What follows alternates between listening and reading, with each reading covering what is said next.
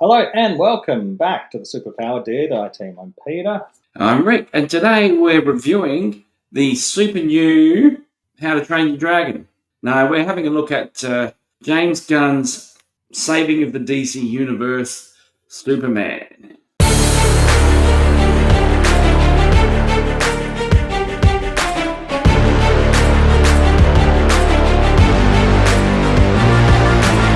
Yeah, the reboot, the reinvigoration of a franchise, the saving of the DC. The erasing of everything except for the Suicide Squad that James Gunn was also responsible for. Yeah. And possibly that cartoon thing that he dropped as the first part of it, that still mystifies me why you would start the rollout of a brand new franchise or the new DC era with an animated feature series, whatever. So we saw it yesterday, and it's already starting to fade from my head. So I'll just ask, how did you find it? I just found it pretty generic, pretty average sort of action superhero movie. I found myself picking faults at it, which means I probably wasn't totally engaged with it. Like if I was finding it exciting and interesting, I don't think I would have sat there and picked it apart so much. So it obviously wasn't engaging me in the way that it probably I was thinking that during the movie as well. And I'll stick with James Gunn, but Guardians of the Galaxy, from the first opening minutes and that, I was just engaged in that movie and loving it, and I was in that world and all that.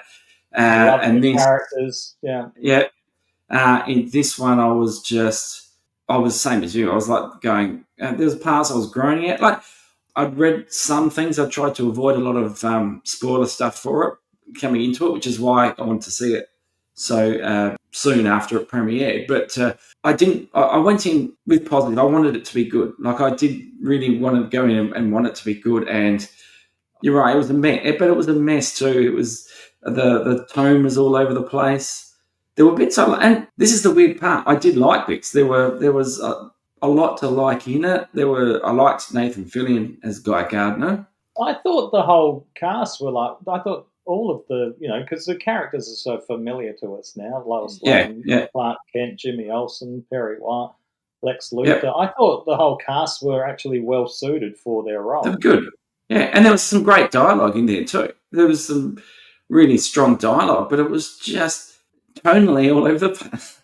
There's just some real slapstick kiddie stuff in there, and then there's like guys getting their brains blown out.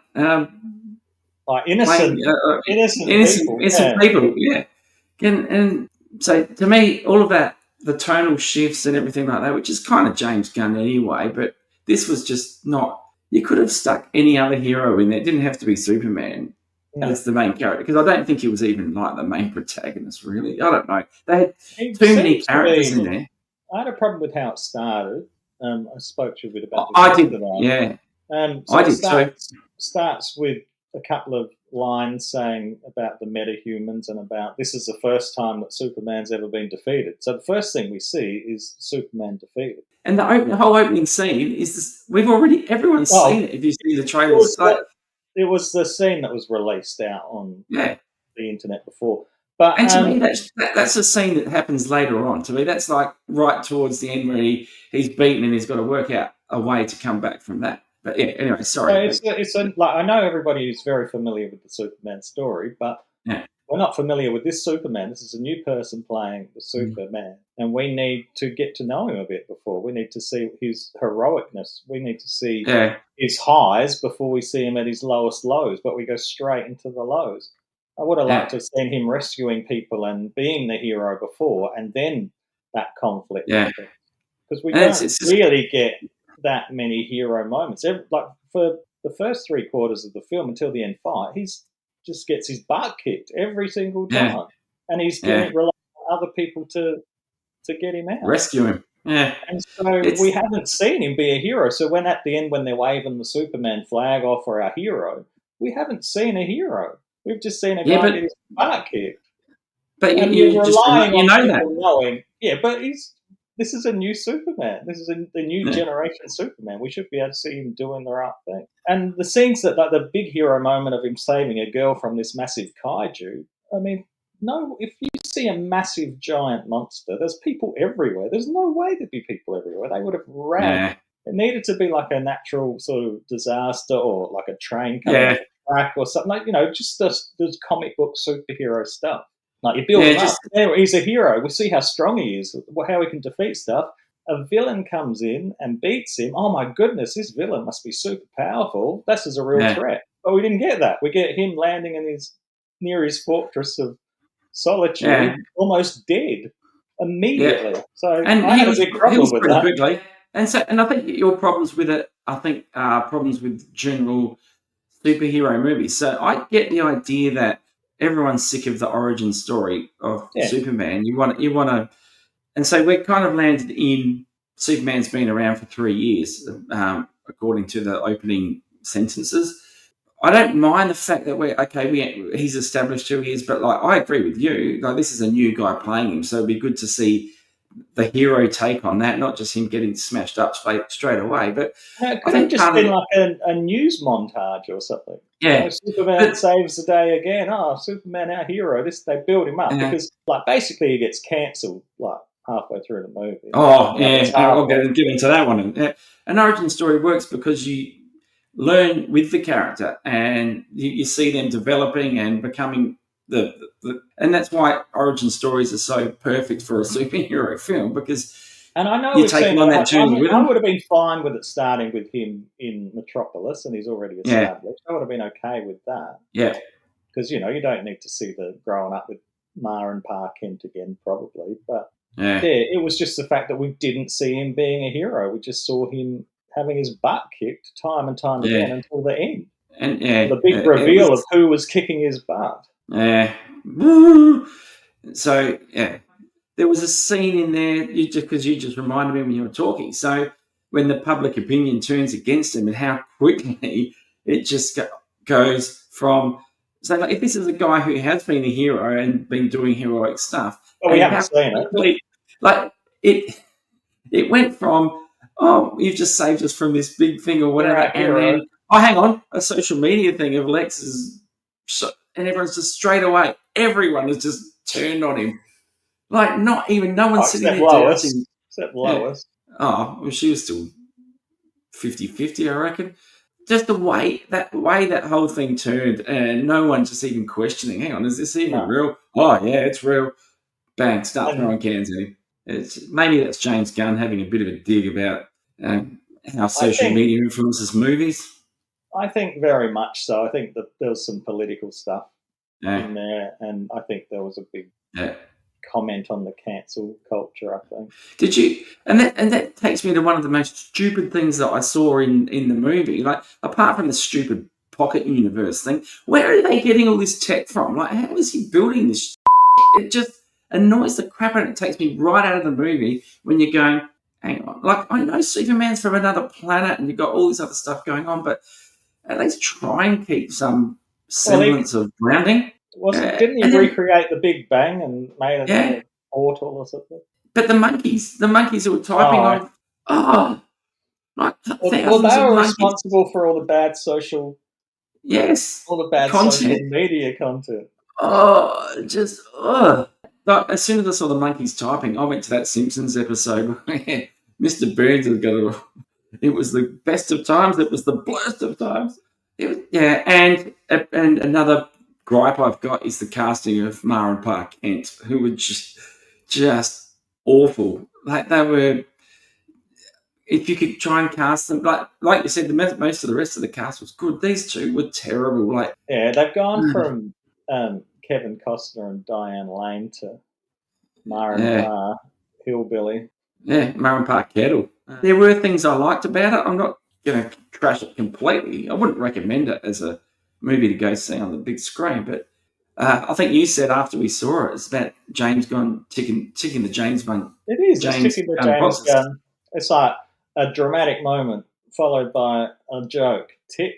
A fight scene set to a music video, basically. Yeah. Tick. And speaking of music, my friends popping up in cameos. Tick. Yes. Speaking of music, though, and they used John Williams' theme, it was just some guy doing it on a Casio keyboard, and it was the problem with using John Williams' theme, because I love it, and that's, to me, that is Superman. But when you've got someone else doing it in a Hans Zimmer type synthesizer version, it just reminds you of the good theme and the movie that was better than it. While you're hearing and it's that, sort of toying with nostalgic emotions, because you hear that and you think, oh, yeah. But it hasn't really earned it. It hasn't really earned. I felt like it hadn't really earned its hero type thing. And so if you're hearing the Superman theme, to me, you're hearing it like you did in the original Superman movie, like a big orchestra playing it, and it's just like hammering out loud at you, not just like the Hans Zimmer kind of, because that's what it's kind of like a lot of the times. It's like I thought what would have been good, and I knew what was going to happen, but like when the invasion of that country ended up happening, and Superman had to choose between saving them or saving the world, I guess, really. It was too late in the movie to do it, but it would have been better if they got wiped out. Like, he had to make this choice, and in making that choice, these people died, and then that could have been the start of the movie almost, like after a bit that you're seeing him be heroic, doing this, the start of the movie, he's had to make a choice in which people have died, and then his conflict over that. And then in the background, Lex is targeting people that he cares about. Like, it's not an end of the world sort of stuff, but Lex has found out who he is and is targeting his parents, targeting Lois, Jimmy, all that sort of stuff. That to me would be a more real Superman movie. More interesting. Quite dark, but it sounds more interesting than what we got. Speaking of Lex, I thought that Nicholas Hoult was channeling Tom Cruise the way his performance, especially when he was on his telecommunication device and barking orders at everybody. I got Jerry Maguire feels all over. No, so I would have liked to see that at the end of the movie, that Nicholas Hoult just doing the Mission Impossible mask pull off, and there's Tom Cruise now. But so the big reveal of the bad guy is a clone of Superman. Oh, what a surprise! And Lex said, he's dumber than you and easier to control. And I'm going, well, if you're trying to destroy Superman and you've got a clone of Superman that looks exactly like Superman, wouldn't you just have him dress like Superman and being a real arsehole and just destroy him through just rip down his image completely? Go around killing people and stuff. That would do it. Yeah. I talked about the tone a bit before. Just like some of the kissing scenes were quite full on. I know it's just kissing, but it was get a room, guys. There's kids in the audience. Move along. The last one when they were flying up in the air, like I actually turned away from the screen, and I'm just like, I don't need to see this or hear it. It was the worst was the hearing. The one in the kitchen, I thought, my goodness, what are we watching here? Yeah, that could have turned blue quite quick. Would you recommend it? I'm probably mid with this one. It's not really a thumbs up or a thumbs down. It's sort of here. I'd wait for streaming. I wouldn't rush out and see it. I didn't love it, but I didn't hate it, and I'm not going to cry about it like Lex Luthor at the end of the movie. Yeah. I just have mixed feelings about it. I really want to go in and like it and see DC reborn into a really strong universe, but it's like James Gunn's Suicide Squad. You go in, you've seen a movie, and you come out, and it's kind of forgettable, which is regrettable. For a character like Superman, it deserved more. Thanks for watching the Superpower Dear team. Yeah, if you enjoy our videos, please remember to like and subscribe, and please, we really appreciate comments in the comments section, so leave a comment if you feel that's the way you want to go. And if you click on the bell, you'll never miss an episode.